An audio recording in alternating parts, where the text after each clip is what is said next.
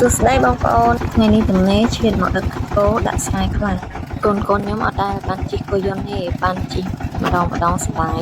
អត់ចង់ចុះទេហៅឲ្យជិះម៉ូតូជាមួយយើងក៏អត់ព្រមដែរសុខចិត្តជិះគោយន្តជាមួយតែទេដោយសារខ្ញុំអត់មានគោយន្តខ្លួនឯងអញ្ចឹងខ្ចីគោយន្តបងយកទៅដឹកអាចកូននៅផ្ទះមីងកូនពៅខ្ញុំឃើញអញ្ចឹងចង់ជួយណាកាយទៅកាយមកអត់ឈប់ដល់ខែចូលទៅអត់មានស្រួយគេមកអូនសំបែត